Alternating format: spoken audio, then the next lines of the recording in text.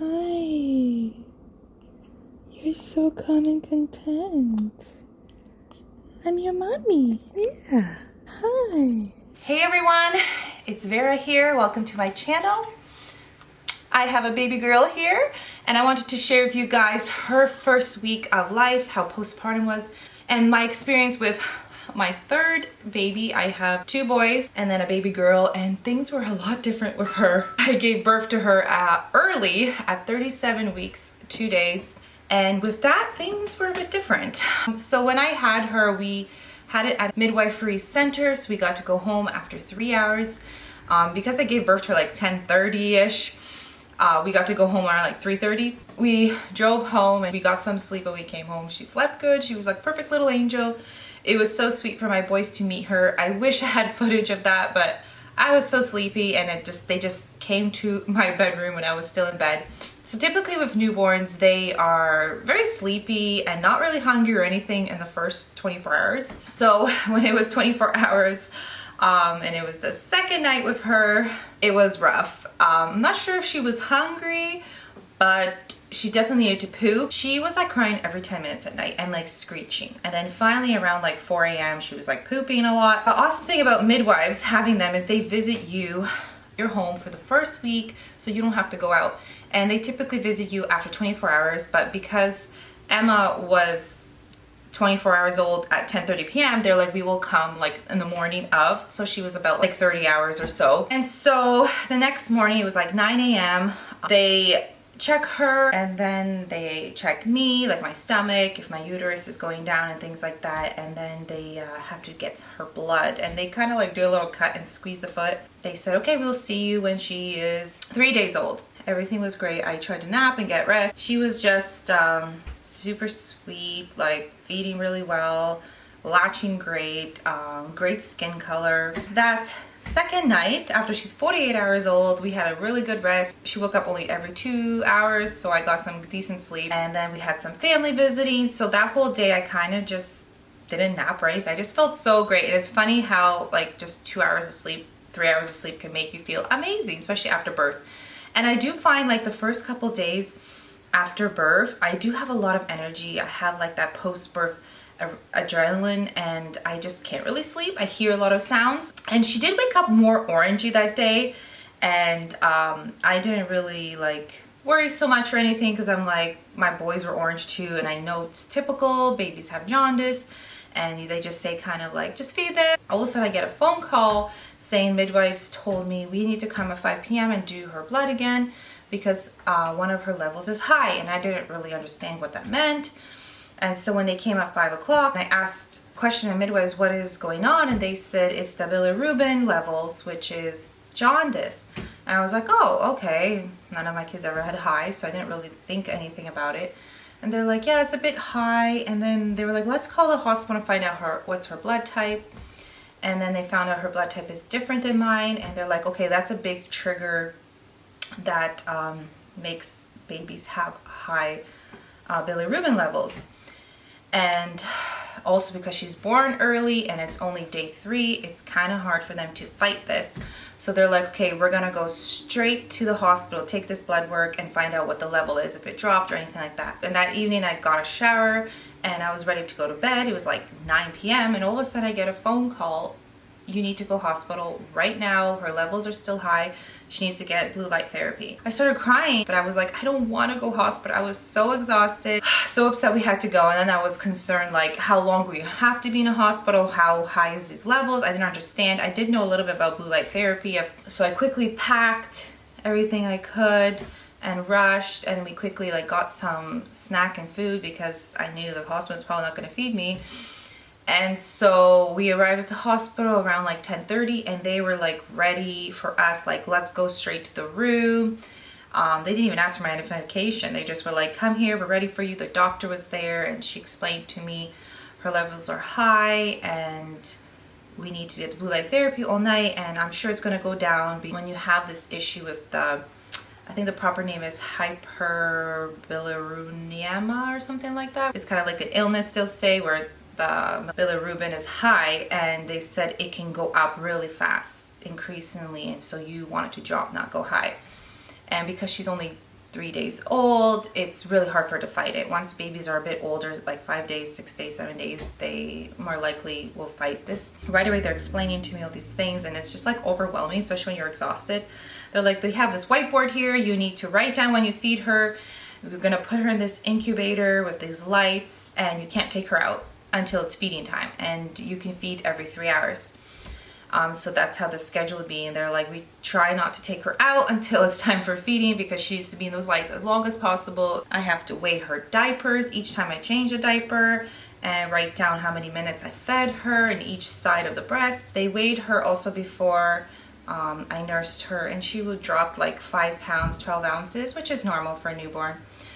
And so I've nursed her, and right away they put her in the incubator. When the nurse put her in the incubator, she kind of cried, and I feel like newborns, they're like scared when they're like naked, and like especially their arms flare, like whacking their face. But somehow the nurse calmed her down, and she says, we're gonna give her pacifier. That's how you can calm her down.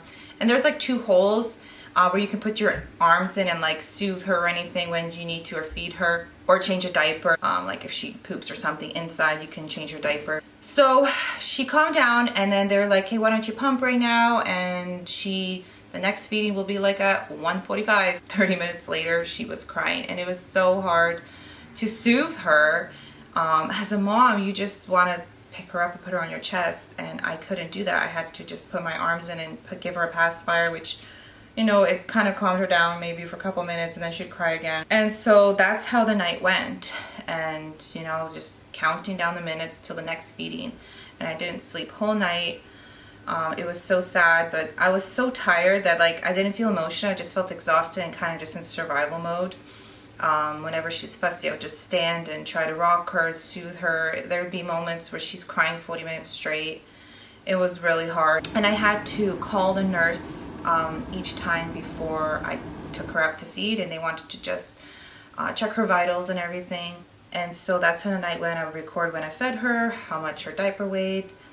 I guess it was really important to know how much she pooped or peed, because every time she poops, it actually gets rid of the bilirubin, so it's good to feed and poop it all out. I don't remember when, but it was early morning. They were like, we're gonna do a blood test again, maybe 8 o'clock in the morning, and we will find out her levels, and you're probably gonna go home because for sure it'll drop. That's what the doctor said. So a new doctor came after an hour, and that was actually funny. I finally fell asleep in the morning. I probably slept like 30 minutes, and then the doctor showed up, so he woke me up, and the doctor kind of said, we want you to stay still, and I was so upset. But he said, because she's so young, she's only 3 days old, and she's 37 weeks, she's just a higher risk of the jaundice going up, and it will go up, but he just doesn't want it to go to the danger zone. And that made me so upset because it was just such a hard night, and I think all the emotions and the hormones, and it's like, it hit me, and I just started crying. And the funny thing is, she actually was sleeping so well that morning. It might have been like 10 o'clock or even or something. She slept like 2 hours straight. Like I could have probably got some good nap, but I was just so upset, like, and I couldn't stop crying. I remember I just like had a swaddle blanket and just on my face just to wipe the tears, and it just poured. And it was just so hard to not be able to hold your baby, and it really made me think about early premature babies who are in the NICU and they can't take their baby, they can't hold their baby, or they have to go home at night even and leave their baby. And all the families who have sick children, like the floor I was in, it was a pediatric care. There was a lot of kids, and you could hear screaming or crying.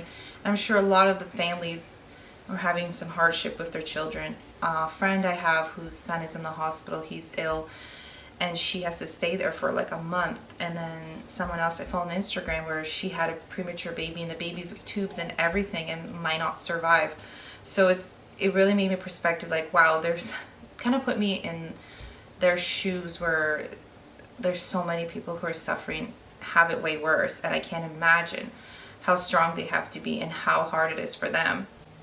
So I just started praying for the families in the hospitals, and just praying and asking God like that we can go home. And I asked like others to pray for Emma. So he said, we're going to do another blood work at 3 o'clock, and by 4 p.m. we will have results, and hopefully we can go home. So I kind of was just surviving on that. And at 4 o'clock I was like waiting for the doctor to show up, and he didn't. I was so frustrated. My husband was texting me, when can I pick you up? And finally, like at 5 p.m. the doctor came, and he was like, oh, I'm so sorry, I was busy with something. And he's like, how are you? And I don't know if he could see my face. My face maybe was red from all the crying. And I just said, well, I'm emotional ever since you told me we had to stay. And he's like, well, you can go home. Here you go. Here's the paperwork. You could be discharged. And I was so happy. And then he said, maybe we can make an appointment to just do a checkup in 2 days. My husband came, we got to go home, and it was so nice to go home and I had such a good rest. My boys, they missed their sister and they missed me, and I had such a good night's sleep. Everything was great. The next day, my midwives came to check on her, and I told him, like, I don't really want to go to this appointment that the hospital made. I don't want to drive 40 minutes away just to this appointment.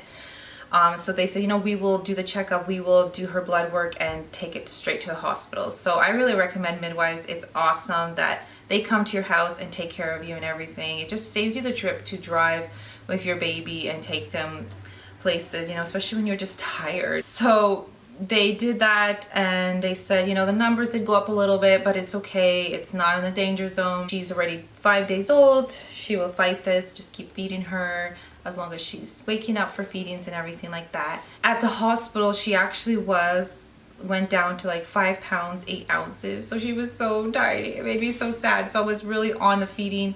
And then by 1 week, she gained weight back to her birth weight, 6 pounds 4 ounces. So I was really happy about that. I also wanted to mention with postpartum, I was lucky. I had no tears. So it was actually, I felt amazing. I felt like I could just run again. Like, that's how good I feel when there's like babies out, bellies not heavy anymore. I could walk easily. Like, it's so nice when you have no stitches or anything. But when you would feed, the cramping of the uterus shrinking is pretty painful. So you need like Advil and Tylenol. Especially for the first 2 days, I had a lot of that. But then surprisingly, I didn't have it too much, which I was really surprised because I feel like my second, I had more of the cramping. When she was 1 week old, it was just so exciting to hit that milestone. And we just like fell in love with her. She was a little sweet angel. Like, she's the calmest newborn I've ever had. And I don't know if it's because she was born early. I've heard babies who are born early are more calm and sleepy, so it could have been that. Yeah, we're just so thankful that she's healthy now, and it was just a different experience of her being born early and having to stay in the hospital. I just wanted to share our first week experience. Maybe it's interesting for some new moms or any moms who are experiencing something like this. I would love if you subscribe to my channel if you want to follow my motherhood journey, and hopefully I'll see you guys in my next video, which will be a day in the life with our newborn. So yeah, bye.